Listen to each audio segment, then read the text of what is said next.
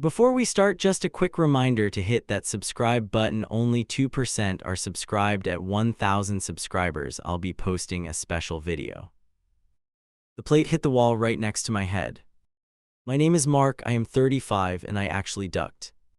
Food slid down the paint in slow streaks while my ears rang. For a second, I honestly thought she finally meant to hit me. I stayed very still by the chair, like movement might trigger round two. My neck burned where a shard grazed the skin and kept stinging. Across the table, my wife Lisa stood breathing hard and shaking. We had not even taken one bite of dinner before everything blew up. "You do not care, I am running out of time." She pointed at me with her whole arm, not just a finger. "You sit there calm while my body shuts down in real time." Her voice cracked on those last words and somehow got louder. I remember my first thought was not very noble. I actually glanced at the ceiling and wondered if the neighbors heard. Then I checked the floor for glass because my bare feet were right there. Only after that did I look her in the eyes again. "Lisa," I tried to keep my tone level and low. That usually helped, at least that is what I told myself. "We can talk, just sit down and we can talk." She laughed once, sharp and ugly, like I had told a joke. "You always want to talk later." She pushed her chair back hard. "It is always later with you, next month, next cycle." She waved at the dripping wall like it proved something I could not see. "My ovaries are shutting down and you want a nice calm chat." I know how that sounds written out like this. I sound stupid for worrying about the wall when she said that. But in that moment my brain split into two channels. One side tracked the mess, the other tried not to panic. "I am here now," I forced the words out slow and clear. "I am not going anywhere tonight, I am listening right now." I lifted my hands a little, not in surrender, just open. She watched them like she did not trust what they might do. "Do you even want a baby?" She did not make it a question. "If you did, we would not waste nights like this." She jabbed her thumb into her chest with every sentence she threw out. "This is my last chance and you are tired again." She hit that word hard, tired, like it was an insult. The worst part is that I really was tired that night. Long day, long week, head pounding before I walked in the door. I had said I needed one quiet night and that was it. Looking back, I hear how that landed for her. Back then I only heard my own need for one pause. "Being tired does not mean I do not care," I tried again. "Everything is a clock with you now and I cannot keep up." Wrong sentence, wrong order, wrong everything. Her mouth dropped open like I had slapped her across the face. "So I am the problem, right? I am the clock now." She grabbed her water glass and for a second I flinched. She did not throw it, she just slammed it back on the table. Water splashed over her hand and onto the floor between us. She did not wipe it off, she stared at me with wet fingers. "I am killing myself for this and you cannot show up." My heart thumped so hard I heard it over her breathing. I could feel sweat under my shirt even though the room felt normal. Behind her, the front door seemed suddenly very far away. I remember thinking if I moved for my keys this would get worse. I heard footsteps in the hallway outside our place and went cold. Someone stopped right near our door, then kept walking past. She heard it too and her shoulders shot up like a challenge. "Let them listen, maybe they will get it more than you." That line got under my skin in a very specific way. It made everything feel like a performance I had not agreed to. "If someone calls the cops, this gets bigger than us."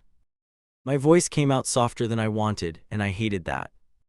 "Oh, now you are worried about drama," she snorted and looked away. "Not about my hormones, not about my body, just your record." She paced beside the table, one hand pressed against her stomach. "I swear you will only care when I cannot have kids at all." I know she was scared, I know that much now. That night though, all I saw was a person who might break something else. "Please stop throwing things," my hands shook when I said it. "I am taking that really seriously, even if you think I am not." She froze at the word throwing like I had named a crime. "A plate, Mark, it was one plate, you act like I hit you." Her eyes flicked to the red mark on my neck and back to my face. "If you leave me over this, you are the crazy one." That was the first time divorce even brushed the edge of the fight. She tossed it out like a bluff, like a wild card in a game. I felt it land in my chest and sit there heavy and hot. I did not answer, which somehow made it worse in her head. "You are thinking about it," she pointed again like she caught me. You are already halfway out the door and my body knows it. Her voice cracked again, and this time the anger folded into tears. She sank into the chair she had just kicked back. Like her legs gave up. For a second I almost went to her like I always did. Wrap my arms around her, say we would figure it out, play the part. Instead I reached for a napkin and started wiping sauce off the wall. The choice felt tiny and huge at the same time in my chest. She watched me clean, eyes wide, breathing fast through her nose. That is what you care about, the wall, not me. Each word came out slower and colder than the last one. I could feel the gap between us stretch across the whole room. I care about you, the sentence sounded thin even to me. I also care that things are getting scary in here. There it was, the word scary, hanging between us like smoke. She blinked once, then her face tightened into something hard. If I scared you, congratulations, now you know how I feel. She stood again and pushed the chair in with too much force. I live in panic every minute while the clock crushes me. She jabbed her chest again and then turned toward the hallway. The bedroom door slammed so hard the plates in the cabinet rattled. The sound ran straight down my spine and made my knees weak. I stayed in the dining room and listened to her muffled crying grow louder. Every part of me wanted to fix it and also get out. I bent down and picked up the broken plate pieces one by one. My fingers slipped on a slick edge and a small cut opened. A thin line of blood appeared and I sucked it away without thinking. I stared at that tiny wound and felt stupid for feeling shaken. I thought about grabbing my phone and calling someone official. What would I even say? My wife threw a plate near my face. She is hurting and also kind of scaring me tonight. I pictured some officer taking notes and wondering why I married her. So I did nothing like usual, which is its own choice. I checked my phone instead. 3 new work emails sat unread. I thumbed over to my messages and typed out a text to my sister. Big fight again, I think this is getting bad. I stared at the words until they blurred and then erased them. If I sent that text, the story became more real outside my head. If it stayed unsent, I could still pretend this was just a rough patch. The empty screen felt safer than having someone see inside this night. I tossed the last chunk of plate into the trash with a dull clink. One small triangle had slid under the cabinet where I could not reach. I left it there, out of sight, but not exactly gone from the room. It bothered me more than it should have for something so small. From the hallway, I heard the soft thump of her body against the door. Then a long, broken sound that might have been my name. I stood there with my hand on the back of a chair and did not move. Every step toward her felt like a risk I did not want to take. I turned off the dining room light and walked to the couch instead. The cushions felt too firm and wrong under my back that night. I stared at the ceiling and listened to the clock on the wall tick louder. One word kept forming in my mind, and I tried to push it away. Divorce. It sat there like another shard I could not pick up. I told myself I was just angry and tired and overreacting. I promised myself I would feel different in the morning after sleep. But even as I closed my eyes, I knew something had cracked for real. The doctor spun the monitor toward us and tapped once on the screen. Lisa's nails dug into my palm so deep my fingers tingled. There is a significant decline here. His voice sounded flat and practiced. I focused on that tiny tapping motion because everything else felt too big. I caught the words diminished ovarian reserve and my brain stalled. He added risk of early menopause and my stomach dropped hard. Lisa leaned forward like someone had just pulled her name in a lottery. I leaned back like distance would somehow make the words softer. What does that actually mean for us? She barely paused between syllables. For me, for getting pregnant, how long do I really have? Her hand never left mine, gripped tighter than any handshake I ever had. I waited for the doctor to say we had misunderstood the chart. He did not do that, of course. He pulled his chair closer instead. It means time is limited and we need an assertive plan. He mentioned stimulation, retrieval, lab work, the whole list in one breath. Every item sounded like a project I had never agreed to manage. He slid a sheet of paper across the desk toward us. Numbers, hormone levels, ranges, terms that sounded like another language. Lisa's eyes scanned the page like an exam with one correct answer. I just saw rows of proof that our life had changed in one morning. What would you do if this were your wife? Her voice shook once. That question hit harder than the diagnosis for me, honestly. The doctor did not flinch, which told me he heard it a lot. I would move quickly with treatment and not wait another year. That word quickly lodged somewhere behind my rib. Essen stayed there. Lisa nodded fast, like she already had a schedule written in her head. I want to start now, not later, not after more thinking. She glanced at me then, eyes bright and hard and searching. Do you both feel ready to begin this process? He looked between us. Lisa answered before I inhaled, yes, absolutely, tell us each step. I added some useless noise about wanting what was best for us. Truth was, I still felt stuck on the phrase, not a lot of time. He asked if we had questions and opened a folder on his desk. My mind went totally blank, like someone unplugged the power. I could not even form the basic, what are the side effects? Lisa covered the silence with a rapid-fire list of concerns. Success rates for my age, risks from the meds, how many cycles? Her leg bounced under the chair, knocking lightly against mine. Every answer he gave turned into another branch on her mental tree. Every answer he gave turned into another weight on my shoulders. You will need strong support during this, emotionally and practically. That line was aimed at both of us, but it landed squarely on me. He talked about mood changes, frustration, strain on couples, all of it. I nodded like I already knew how to be bulletproof and patient. When we left his office, Lisa stabbed the elevator button over and over. We are not waiting months, right? You get that now. The doors slid open and we stepped in alone, no witnesses this time. I felt my throat tighten more than it had in that whole appointment. We just heard a lot at once. I kept my tone low and steady. We still need to look at costs and schedules and your work stuff. She turned toward me so fast the elevator seemed to shrink. If I wait, I lose eggs. Why are you talking about paperwork? By the time we reached the parking level, she was pacing circles. Her arms crossed tight over her chest like she needed to hold herself up. You didn't even ask anything in there, you just froze. The worst part was she was not wrong about that.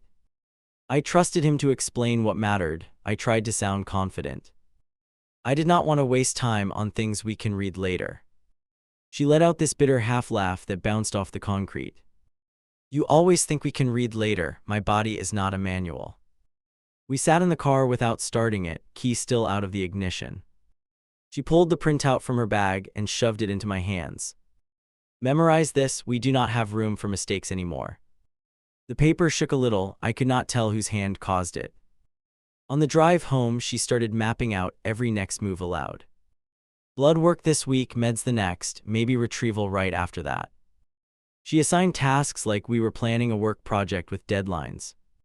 You call insurance, you fight if they push back, I cannot handle them.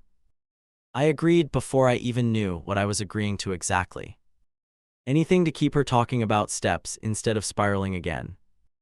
Anything to delay the moment when the fear would hit me fully. I told myself I could always adjust later, once things calmed down. The second we walked through our door, she headed straight for her laptop.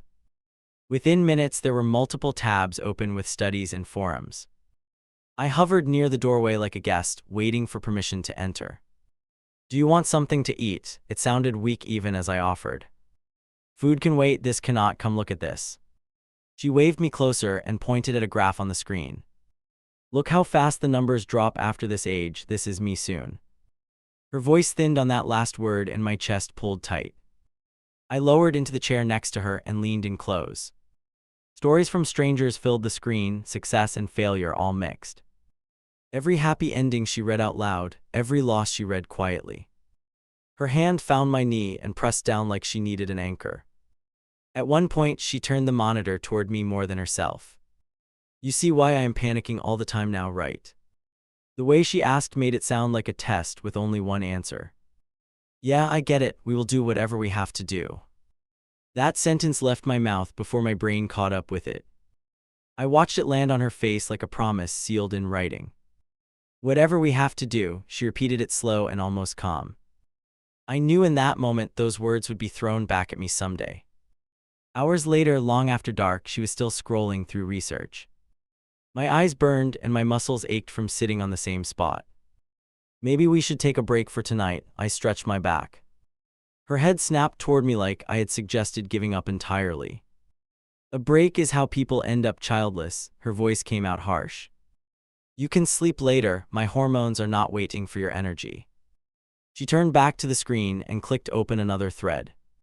I swallowed the urge to argue because I knew I would lose. The next morning I spent my entire lunch eek on the phone. Insurance music blasted in my ear while I stared at my desk. When a real person finally answered, I forced my voice steady and clear. I pushed for coverage, asked for supervisors, kept thinking of her face. They denied part of it with some policy phrase I did not understand. I wrote everything down anyway and called her from the parking lot. They will only cover this much right now, the rest is out of pocket. Silence hit me harder than anger through the speaker. So money is blocking this too now, her breath sounded rough and uneven. You need to call back and push harder and do not accept that answer.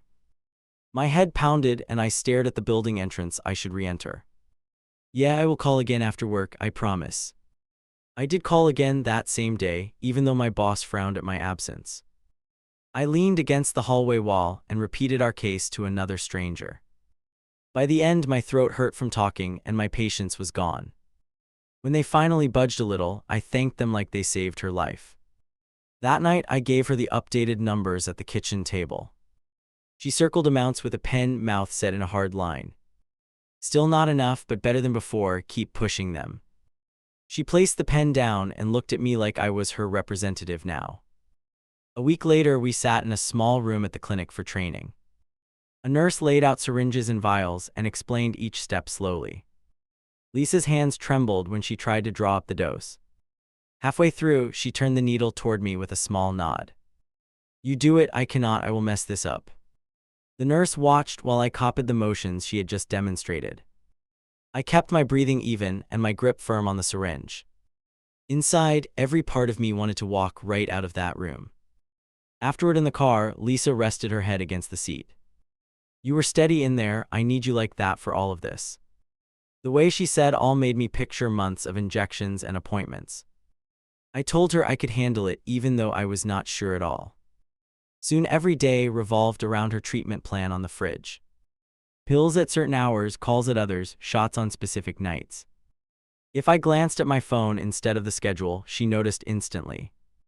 If you slip, we lose another chance, do you get that? One evening, I missed an alarm by 10 minutes while stuck in traffic. I rushed through the door breathless and grabbed the box from the counter. We are still within the window, it is okay, I can do it now.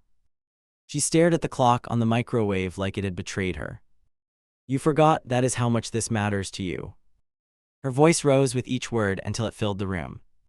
I drew the dose with clumsy hands while she watched every motion. When the needle finally went in, I felt more guilt than relief. Later, I stood alone in the kitchen and looked at the calendar again. Every square was covered with notes about her cycle and meds and goals. There was nothing written about me except little reminders of tasks. It hit me that her diagnosis had turned my life into her safety net. I told myself this was what partners do when things get hard. I told myself I would adjust and that the tension would ease soon. But underneath all those rehearsed reassurances, something else had started. A quiet thought that I was not just supporting her, I was disappearing. The wine bottle slipped from my hand and thudded back onto the shelf. That one, Lisa's voice cut through the aisle like a siren. She jabbed at a different label I had already passed 3 times. You never listen, you never hear what I actually ask for. A couple with a cart froze halfway down the row and turned away. I stepped closer to her, tried to lower the whole moment. You texted and he read, that is what you wrote. I pulled my phone out, even though I knew that was a mistake. Do not gaslight me with screenshots in a grocery store. Her hand smacked my arm and the phone dropped into the cart. You know which one helps my meds and you still grab trash. Her volume climbed with every word and my neck started to burn. You are wasting my last years standing here comparing prices. Heads turned toward us again, then snapped away, pretending not to stare. Every month you drag your feet and my numbers sink further. Her eyes glossed over and I could feel the wave coming. Can we talk about this in the car? My jaw felt tight. If you want that specific brand, I will go get it now. I reached for the fancy bottle she had pointed at before. She slapped my hand away like I was a stranger touching her. You do not care, you keep proving that over and over. She grabbed the bottle herself and tossed it into the cart hard. Do you know how many follicles I had last check, do you? Silence from me was apparently the wrong answer in that moment. She stepped back from the cart and raised both hands in the air. Look at him, everyone, he cannot even remember his own wife's numbers. I watched a teenage kid near the end cap pretend to read a label. My pulse hammered in my ears while my mouth stayed shut. If you actually loved me, you would know every result by heart. Her chest heaved and she blinked too fast like she was fighting tears. I am shriveling inside and you stand there debating brand names. She grabbed the cart and wheeled it toward the checkout with jerky movements. I followed, eyes on the floor, counting tiles just to stay grounded. Every few steps I felt people's stares like heat on the back of my neck. At the register, she dropped the wine on the belt and folded her arms. I could feel the cashier's discomfort like another person in line. Do you want a bag? The cashier's voice came out small and careful. Lisa answered before I could. Yeah, he wants everything easy and disposable. She fixed her gaze on me, daring me to push back in front of a stranger. I tapped my card signed and tried not to meet anyone's eyes. We walked out into the parking lot without speaking. Halfway to the car, she stopped so suddenly I almost bumped into her.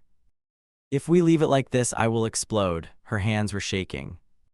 I am not getting in that car until you understand what you are doing. What I am doing is buying what you asked for. My voice came out sharper than I planned and she flinched. Instant regret hit me, but it was already out in the air. She laughed once, dry and mean, and looked me up and down. You are buying proof you do not listen, that is what you are doing. She stepped closer, so close I could see the trembling at the corner of her mouth. Every cycle you miss some detail, sometime some tiny thing. She pressed a finger into my chest with each word like a metronome. And then you shrug and say we will try again like I am refillable. That line hit me harder than any shove because there was truth in it. I knew I leaned on that phrase, we will try again, way too often. I just never realized how much it sounded like I assumed infinite chances. I am not infinite, Mark. Her voice cracked and then rose again. I am on a countdown and you are walking like we are on a stroll. She wiped her nose with the back of her hand, furious at her own tears. Why do you not move like you are terrified to lose this?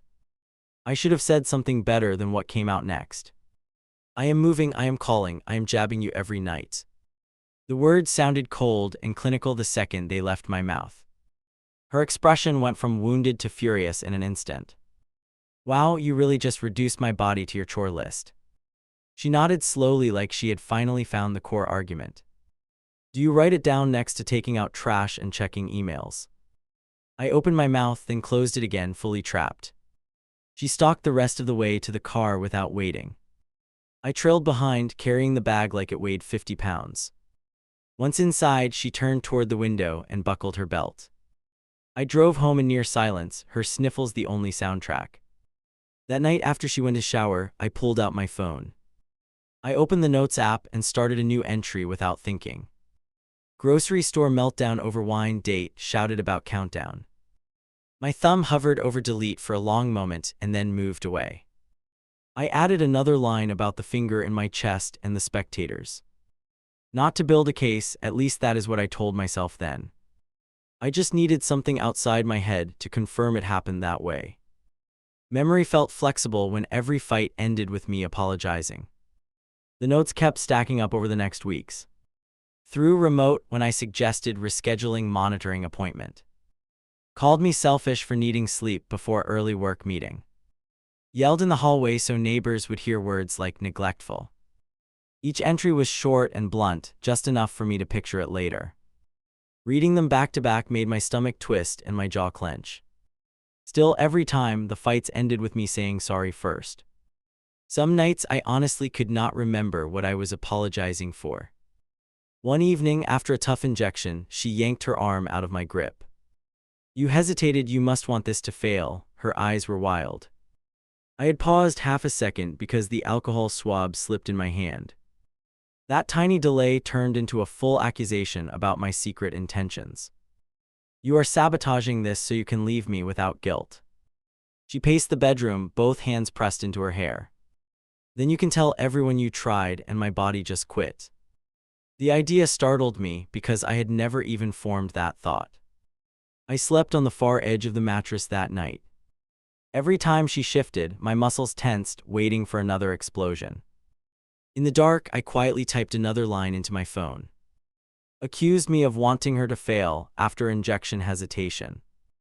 The next day at lunch, I finally called my sister. I sat alone in my car with the engine off and my heart racing.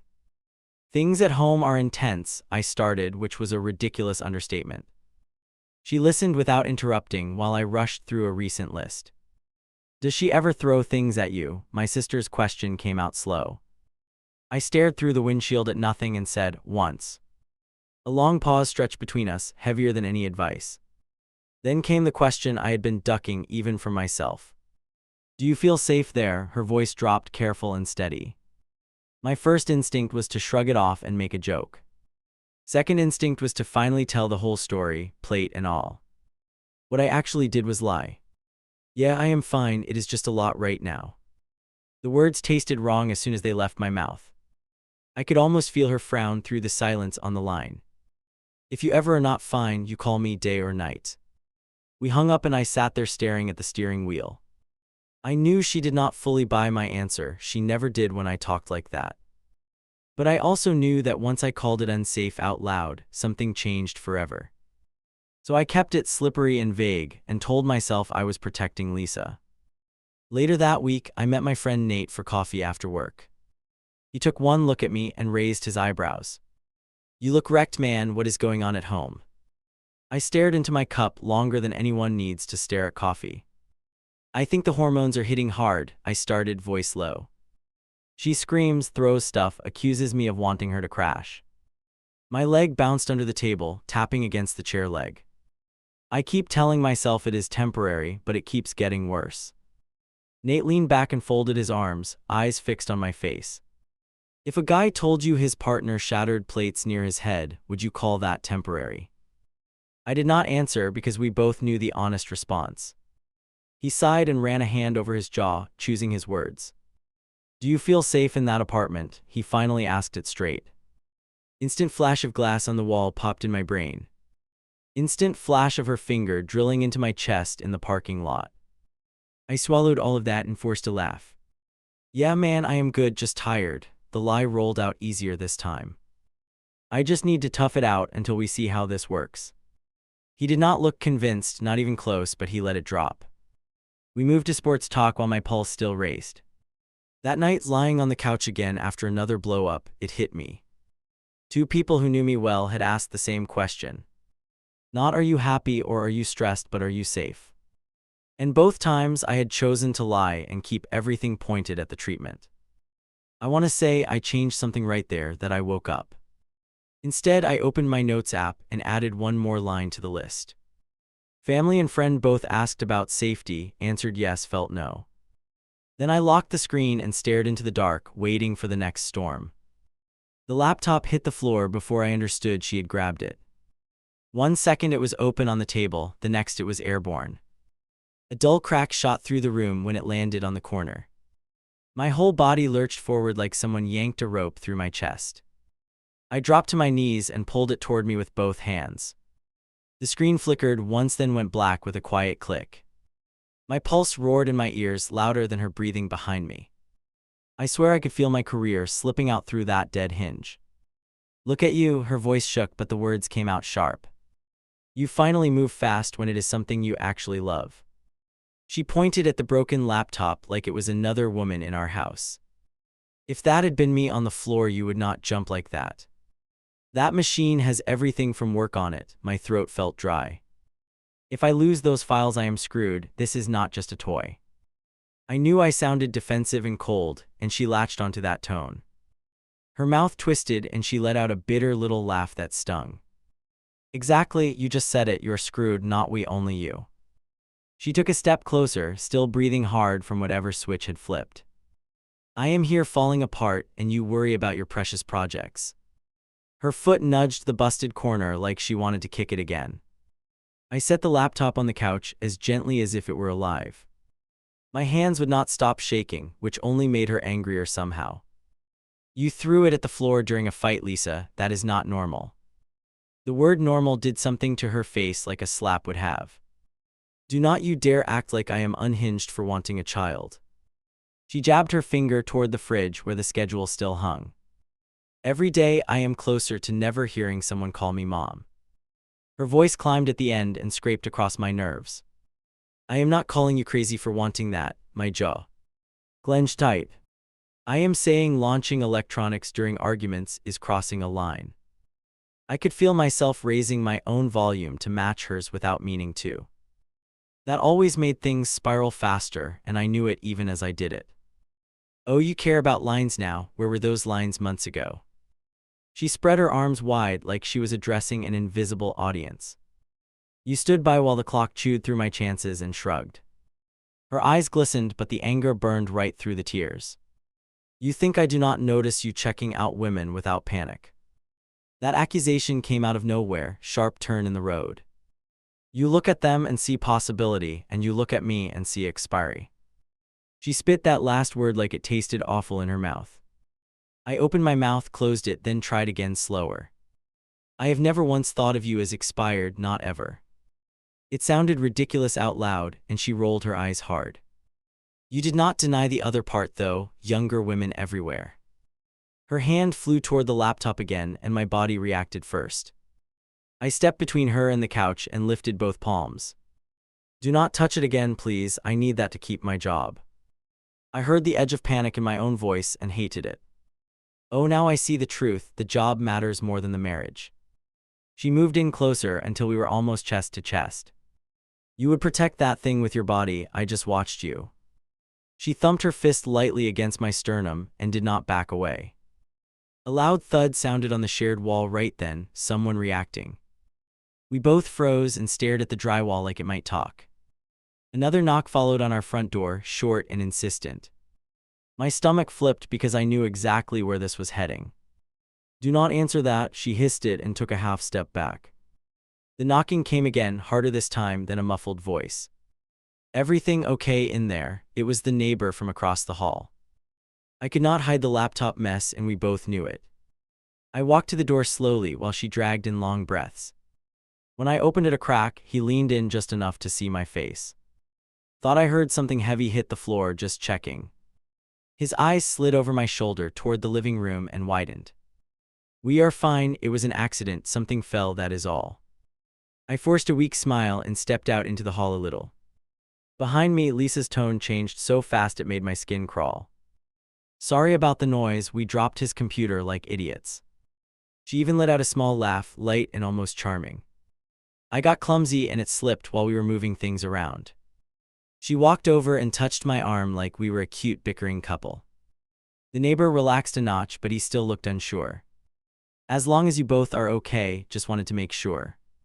His gaze lingered on the mark on my neck from the old plate incident. I watched him clock it and then politely pretend he had not.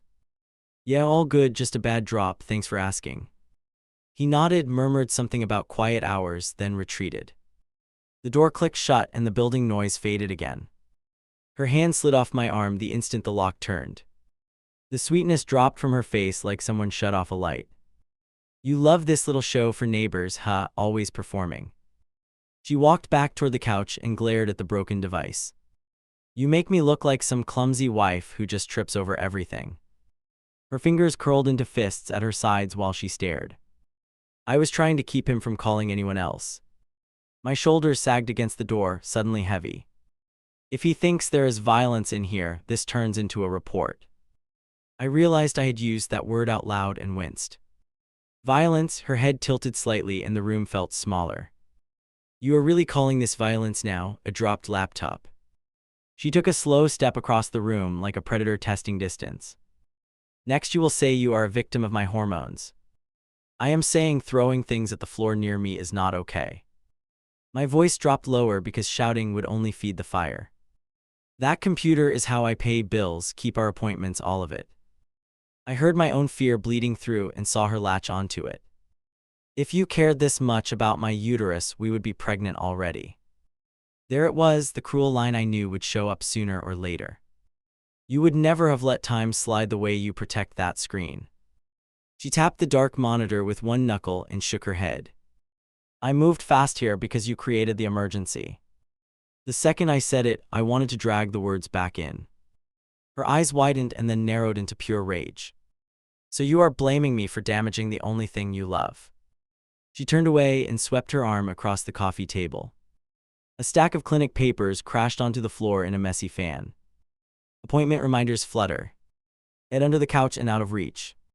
Here, let me ruin the rest of your precious tools too. I crouched automatically, reaching for the nearest page in silence. Each sheet carried dates and instructions I knew by heart by then. She kicked one with her foot and it slid farther from my hand. Stop cleaning just once, stop fixing, and actually face what you are doing. What I am doing is living in a war zone inside my own home. The sentence came out before I could soften it and she recoiled. You want honesty? That is mine. I am constantly braced for impact. My chest rose and fell too fast and I felt slightly dizzy. She stared at me like I had just confessed to cheating. A war zone with me in our house? Are you serious? Her voice dropped to a low, dangerous tone that scared me more than yelling. If you feel that unsafe, why are you still here? Because of you, and because I am stupid, and because leaving feels cruel. None of that made it past my lips, though I was not that brave yet. Instead, I took a breath and tried to walk past her toward the hallway. She stepped sideways and blocked me, arms spread. Do not walk away from me, we are not done. Her eyes were glassy, bright, and full of something feral. You started this with your little speech about war, finish it. My hand twitched toward my keys on the hook and then stopped. If I stay, this will get uglier, you know that as well as I do. I kept my gaze low, not wanting to spark another burst. I need space right now, we both do, I am going to cool down. She shook her head slowly like I had just failed some big test. You are going to run, that is what you are going to do. Her voice cracked, but she pushed through it with pure will. You want an excuse to leave the woman whose body betrayed her. She grabbed one of the scattered pamphlets and crumpled it in her fist. If you step out that door, remember this when you beg to come back. The paper squealed under her grip as she threw it at my chest. It bounced off and fell between us like some stupid white flag. I picked up my keys and wallet with hands that would not stay steady. I am sleeping somewhere else tonight, that is all I know. I avoided words like break or leave or done, I was still a coward there. I grabbed a hoodie from the hook and my phone charger from the counter. She watched every movement like she was recording it for trial. Go enjoy your freedom, see how it feels without my broken body. Her voice followed me down the short hall to the front door. Maybe you can finally relax without my eggs ruining your vibe. The sarcasm in her tone burned worse than an outright insult. I stepped into the hallway and closed the door gently behind me. For a second, I just stood there listening to my own breathing. No shouting, no objects hitting surfaces, just quiet and my pulse. My hands shook so hard I nearly dropped the keys on the carpet. Out in the parking lot, the air felt thick and strange. I unlocked the car and slid into the driver's seat without starting it. Inside that small space, the events of the night replayed on loop. The broken device on the couch, her finger in my chest, the neighbor's face. I leaned the seat back a little and stared up at the roof. If we had a kid, they would have been in that room tonight. They would have watched that laptop fly and shatter inches from someone. They would have heard words like war and unsafe and broken body. I did not like the picture that formed in my head, not one bit. A little person covering their ears while their parents tore each other apart. Me lunging for gadgets while their mother hurled whatever was near. Them learning that home meant flinching at sudden sounds. I pulled out my phone and opened the Notes app again. Tonight she hurled my work laptop to the floor during an argument. Neighbor knocked to ask about noise, she switched to sweet instantly. Accused me of loving electronics more than I care if she implodes. I stared at those lines and added one more sentence underneath. This is the first time I chose to sleep in the car instead of inside. Even typing it felt surreal, like I was writing about someone else. Then the reality hit that this was my life and not a movie. For a brief moment, my thumb hovered over the browser icon. I almost searched phrases like emotional abuse and leaving during treatment. I could feel the words forming in my head and lining up. At the last second, I locked the screen and tossed the phone on the passenger seat. I lay there in the dim interior, listening to the distant hum of traffic. My eyes stayed wide open even though my body screamed for rest. Somewhere between midnight and whatever came after, a thought settled in. If she could destroy something that mattered that easily, I might be next. The private browser window popped up before I could talk myself out of it. I typed family attorney near me and then erased family. Next try. I wrote divorce consultation first free with clumsy fingers. Watching the search suggestions load made my chest feel too tight. Every result looked like a confession. Pictures of stern faces, words about rights and assets and custody. I clicked one almost at random and scrolled without really reading. My heart hammered like I was cheating, even though I was alone. A little chat bubble blinked at the bottom of the screen. Need help now? Schedule your confidential meeting today. I stared at that word confidential until the letters blurred. Then I clicked and started filling in the form with shaking hands. Name, phone, basic details. Married, no children, high conflict, possible separation. I almost wrote violent outbursts and backed off at the last second. I settled for intense arguments, property damage, emotional strain. When it asked preferred time, I picked my lunch break 2 days later. The confirmation page loaded and my stomach dropped. An email ping followed right after with the appointment details. I closed the laptop like it had burned me. From down the hall, water ran in the bathroom. I could picture her in there, going through another treatment routine. If she walked out and saw that screen, everything would explode. I cleared the browser history twice, even though I knew that was paranoid. That night in bed, the confirmation email sat in my inbox. I kept glancing at the phone on the nightstand like it might light up. Next to me, she curled on her side, back toward me. Every so often her breath hitched like she was half awake. Can you scratch my back? It hurts near the injection spot. Her voice was low and small in the dark. I reached over automatically and ran my hand across the sore place. The guilt hit so hard I almost pulled away. Here she was asking for comfort while I hid plans. Here I was rubbing circles on her skin with one hand. And with the other hand, digitally at least, dialing a lawyer. It felt dirty and necessary at the same time. 2 days later, I slipped out at lunch and drove downtown. I told my boss I had a medical thing, which was not totally a lie. My hands sweated on the steering wheel the entire way. I parked and sat there for a minute, fighting the urge to leave. Inside the office, a receptionist smiled like this was normal. First visit, intake already done online, just have a seat. I nodded and pretended I was fine, even though my legs felt unsteady. A door opened and a man in a tie called my name. We sat across from each other at a narrow desk. So tell me what brings you here today. I stared at the pen in his hand and the blank legal pad. The silence stretched until I forced my mouth to move. There's a lot of yelling at home, things being thrown. My voice sounded thin and unfamiliar in that calm room. My spouse is grieving, angry, scared, all of it mixed. I heard myself defending her even as I listed the scary parts. Do you feel in danger? He did not look away when he asked. The question landed like a weight in my lap. Images flashed fast, flying plate, shattered laptop, finger pressed into my chest. I swallowed hard and answered with the half-truth. I feel on edge all the time. He waited for more, like he knew there was more. She has not hit me, but she throws things, screams, blocks doors. Saying it out loud made me feel weak and exposed. He nodded slowly, taking notes with measured strokes. We see situations like this often, especially under medical stress. Then he shifted gears into practical questions about money and property. Do you share accounts, lease, any major debt together? We went through numbers and logistics for 20 minutes. While he talked, some small detached part of me watched from above. Like I was listening to a stranger plan the end of his own marriage.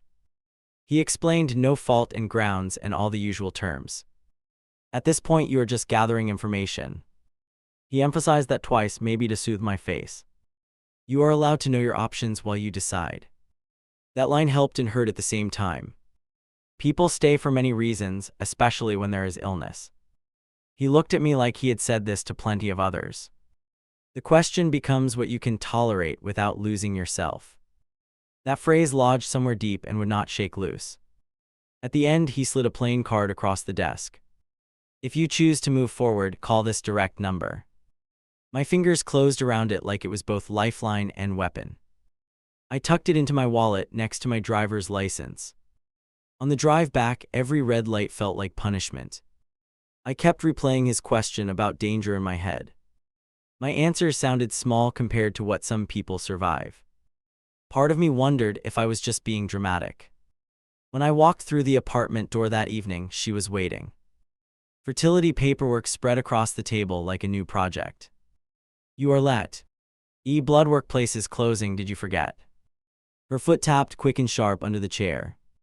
I had something I could not miss at work, I am sorry. The lawyer meeting sat on my tongue, heavy as a stone. I swallowed it down and offered the safe version instead. I can take you first thing in the morning, I already cleared it. She exhaled sharply through her nose and shuffled the forms. You say yes to everything for them and bring me leftovers. Each page she stacked hit the table harder than it needed.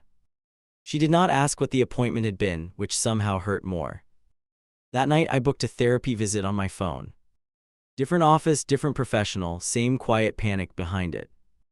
I knew if I kept everything inside my head it would rot there. So I picked the earliest slot they had and hit confirm. The therapist's room felt softer and less formal than the attorney's. Tell me why you decided to reach out now. Same starter line, different context, my answer came easier this time.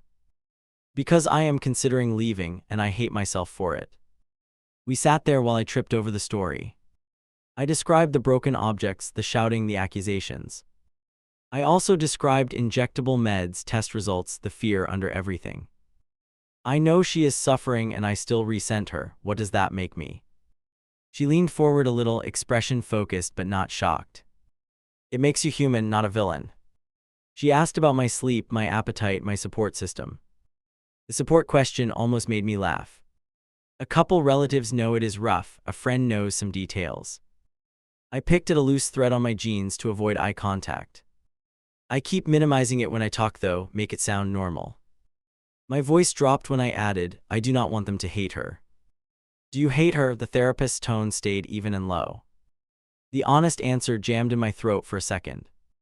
I hate who she becomes in those moments, I love her the rest. Even that felt like a betrayal as soon as I heard it. We talked about boundaries, the word I had dodged for months. What would it look like to say no in a fight? She had me picture a specific scene, glass shouting everything. Where is your line and what happens when she crosses it? I realized then I had no line, just endurance and excuses. Every time she stepped over some invisible edge, I pushed it back. The therapist watched my face as that sank in. You are allowed to decide what you will not live with. At the end, she suggested we meet weekly for a while. Walking back to my car, I felt lighter and worse at the same time. Lighter because someone had named what was happening. Worse because I could not unknow it now. For a few days, I held everything together with duct tape and willpower. Work appointments, injections, constant walking on thin ice. I kept the lawyer card tucked away and the therapy next visit booked.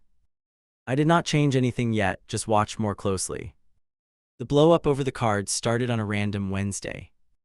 I was folding laundry on the bed while she sorted clinic receipts. My wallet sat open next to the stack of socks. She reached over to move it and the card slid out. What is this? Her voice cut straight through the quiet.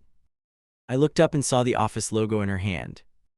The blood drained from my face so fast I felt dizzy. She turned the card over and read the small print slowly. Family law, divorce, custody. She enunciated each word like a charge. Her gaze lifted and locked onto mine with a sharp snap. You carry this beside your ID like a backup plan. The room shrank down to the space between us. It was just information, I wanted to know my options. I heard how weak that sounded and winced internally. Her hand shook around the card, edges bending slightly.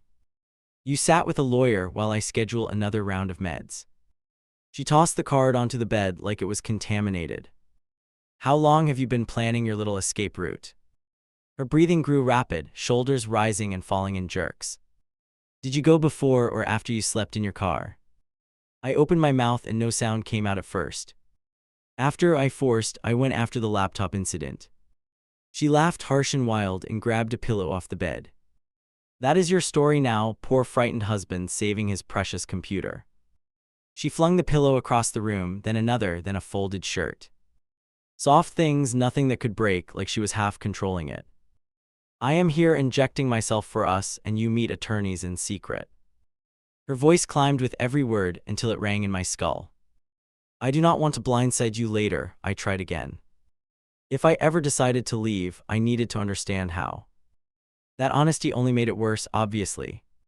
Her lips parted like I had physically hit her. So you are already imagining walking away, thanks for confirming.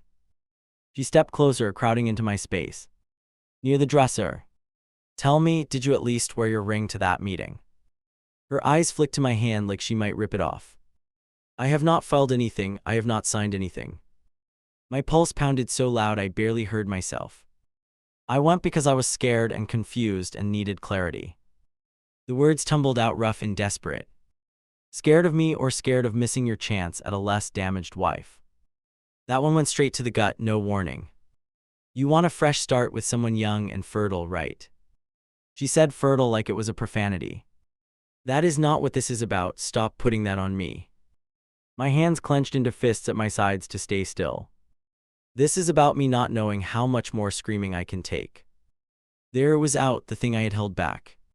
Her face changed so fast it made my stomach drop. The rage drained and something like terror rushed in. You would leave me because I am angry my body failed. Her voice went thin and high, like a kid who just got abandoned.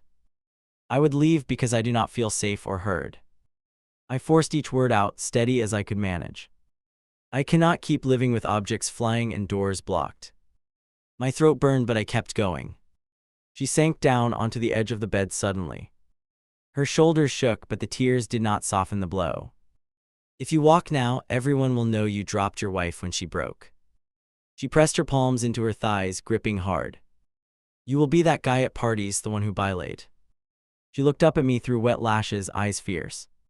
He dumped her while her ovaries shut down, can you believe it?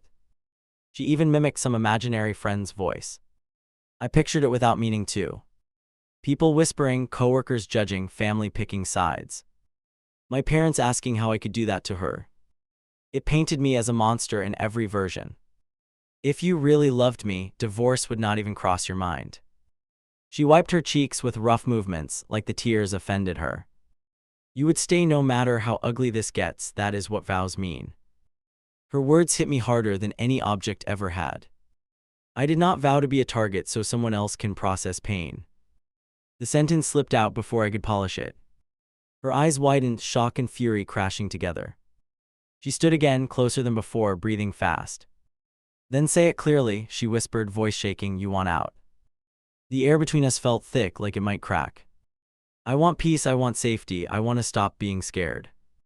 I could not make my mouth form the actual word yes. She stared a long moment, then nodded once sharp. Here is your choice then, she said, call that number and file. Her chin lifted with raw defiance. Or cut it up in front of me and never mention divorce again. She picked the card up from the bed and held it out. My stomach twisted so hard I thought I might be sick.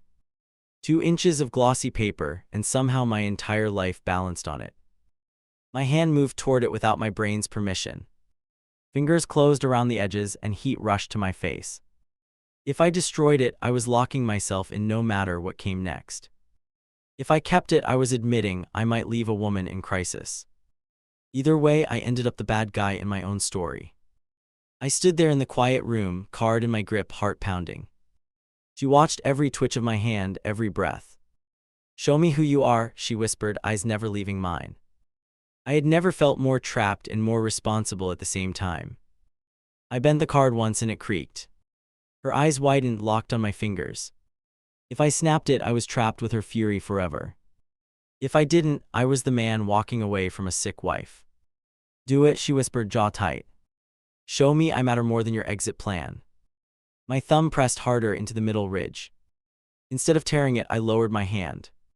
I'm not destroying it, I said, voice rough. I'm also not filing tonight, I'm keeping the choice. Her face went blank for half a second, like the power cut. Then everything slammed back on at once. You kept a door open to abandon me. She snatched the card, tried to grab it out of my grip. We struggled for a stupid rectangle of paper like it was gold. When she lost it, she shoved me hard in the chest. I caught my balance on the dresser and stared at her. Her breathing came fast, wild, like she had run upstairs. You already left, she said, you just haven't moved your body. She turned away and started ripping up clinic printouts.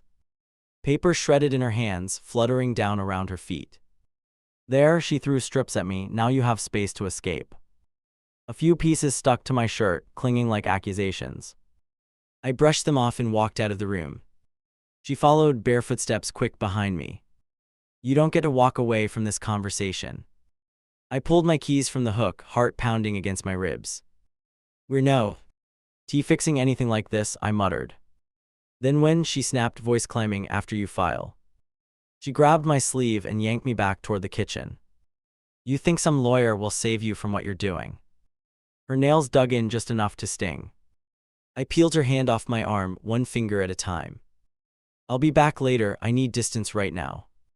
If you go, you're choosing divorce, she shot back, eyes blazing. That's the line, walk out and we're done. I opened the door anyway and stepped into the hallway. Her last words hit my back like thrown stones. Enjoy leaving your unstable wife behind, she shouted, voice cracking. Tell your new girlfriend I was defective. The door slammed and I flinched even out there. I rode the elevator down with my heart somewhere in my throat. In the car, I didn't turn the engine on right away. I just sat and stared at the steering wheel. I could have driven around until I cooled off again. I could have repeated the same loop for another year. Instead, I scrolled to the attorney's number in my contacts. My thumb hovered once, then I hit call. He picked up on the second ring, clipped and professional. Have you made a decision? He asked after I gave my name. Yeah, I said, surprising myself with how steady I sounded. I want to start the process. We talked logistics while my pulse drummed in my ears. He gave me a list of documents, dates, next actions. At the end he asked, are you sure you are ready? I'm sure enough, I answered, which was the truest thing I had. Over the next week, everything moved quietly forward. I gathered bank records, lease copies, pay stubs, all of it. I stored scanned files in a folder labeled with something neutral. Every click felt like I was cheating on my own life. At home, things hovered in a fake calm. She swung between clingy and icy, sometimes in the same hour. We still did injections, still showed up at appointments, still acted normal. No plate throwing, no neighbor knocking, just low-level tension everywhere. I didn't mention the follow-up lawyer visit on my next lunch break. In that office, we reviewed the drafted petition line by line. He went over wording about irretrievable breakdown and no children. Each phrase felt clinical and bizarre, pressed against my real memories. You can serve her now or wait, he said. Some people prefer to talk first, some let the papers speak. The thought of handing her that envelope myself made my stomach twist. We agreed he would arrange formal service once I confirmed. That night, lying on the couch, I opened my notes app. Entry after entry stared back at me, date-stamped and raw. I scrolled through fights, thrown objects, accusations, sleepless nights. Then I added one more line at the bottom. Talk to lawyer again, draft ready, decision coming soon. Typing it made it real in a way nothing else had. For a long time, I just stared at that sentence. Then I locked my phone and tried to breathe. The breaking point came sooner than I expected. We were in the living room, clinic folder spread open. She slid a set of consent forms toward me with a pen. Sign these, next cycle we go all in. I'm not ready to commit to another round, I answered. My grip tightened on the pen, but I didn't move it. We haven't recovered from the last one, we're barely speaking. Her eyes snapped up and locked onto mine. You think my hormones will be easier later, she hissed. I'm aging out every month while you chase feelings. She tapped the top page with sharp little motions. That form is my last hope, put your name on it. I set the pen down and pushed the papers back an inch. Her face drained for a second, then filled with rage. You're backing out on me, she said, voice going high and thin. You're backing out while my body shuts down in real time. She grabbed the whole stack and shook it in my face. This is what I am to you, a pile of annoying tasks. Before I could answer, she tore straight through the first sheet. The rip echoed louder than it should have in that small room. Shreds of our signatures and clinic logos fluttered down. She ripped another, then another, hands moving frantic and rough. You win, she shouted. No more treatment, no more hormones, no more chances. Her shoulders heaved and she stepped back from the mess. I watched those pieces hit the floor and knew something final had shifted. Not because the forms were gone, those could be reprinted. Because she had destroyed the very thing she'd used to keep me. Even she had blown up the last shared goal holding us together. We're done, I said, and this time I meant everything. Her head jerked like I had slapped her.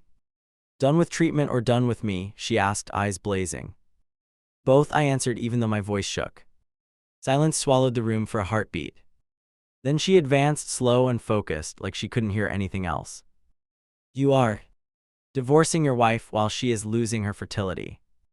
She said it loud, like she wanted the neighbors to catch every word. I'm ending a marriage that has become unsafe, I replied. The word came easier now because I had practiced it in therapy. I met with a lawyer, papers are drafted, I'm filing. Saying it out loud felt like jumping off something high. Her hand flew to her mouth, then dropped into a fist. You already planned this, she whispered, horror and fury tangled. You slept next to me while you organized my abandonment. Tears streaked down, but her eyes stayed locked on mine. You threw things near me, you blocked exits, you screamed for hours. My voice rose despite my best efforts to keep it level. I begged you to get help and you shoved it back on me. My hands trembled, but I didn't step back. She shook her head hard, like she could fling my words away. No, you're rewriting this to feel like a hero. She kicked at the paper scraps, sending them skidding. You are leaving a sick woman and dressing it up as safety. Call it whatever you want, I said, exhausted. I've already chosen, I'm moving out tonight. I turned toward the bedroom to grab a bag. Behind me, I heard a sound halfway between a sob and a scream. You will regret this, she yelled, voice raw. Every time you see a baby, you'll remember you left me. I threw clothes into a duffel with clumsy hands. My heart hammered, but my feet kept moving. In the hallway, she blocked the front door again. Same stance, arms out, daring me to push past. You walk out, you don't come back, she warned. This is your last chance to be a decent husband. I looked at her, really looked, and felt something break. I can't be a decent husband to someone who terrifies me. Her mouth opened, closed, then opened again with no sound. I reached past her, gripped the handle, and pulled. She didn't grab me this time. She just stood there shaking, tears streaming, chest heaving. You're a coward, she rasped, voice shredded. You couldn't handle real sickness. The door frame vibrated as I stepped into the hall. I walked away before I changed my mind. Down the stairs, across the parking lot, duffel cutting into my shoulder. I didn't trust the elevator, I needed movement and air. By the time I reached the car, my hands wouldn't stop trembling. I didn't sleep in the car this time. I drove to Nate's place and sat outside, engine idling. Texted him, can I crash for a while? Marriage is basically over. He came down barefoot and opened the passenger door without questions. On his couch with a borrowed blanket, everything finally hit. The apartment, the neighbor's knock, the broken objects, the shredded forms. The lawyer, the therapist, the ultimatum with the card. I lay there staring at the ceiling, feeling hollow and wired. The next morning, my phone lit up with messages from her. Walls of text, voice notes, missed calls stacked on the screen. Some begged, some threatened, some accused, some pleaded for one more chance. I didn't answer any of them. Instead, I called the attorney and said one word. Proceed. He confirmed service would happen within days and outlined the steps again. I wrote it all down this time, steady and clear. Later, alone in Nate's spare room, I opened my notes again. The list of incidents looked even worse from a safe distance. I scrolled to the very bottom and added a new entry. Left the apartment, filing for divorce, no kids to hear any of this. Then I opened the Reddit app, almost on autopilot. My fingers hovered over the Create Post button in the AITAH sub. I typed out the title I knew would sound brutal. AITAH for wanting to divorce my wife over her temper tantrums while her ovaries are shutting down. I stared at it for a long time, thumb resting on submit. If I posted, strangers would see the ugliest version of my choices. If I didn't, the story would stay locked in my head with her voice. In the end, I took a breath and pressed the screen.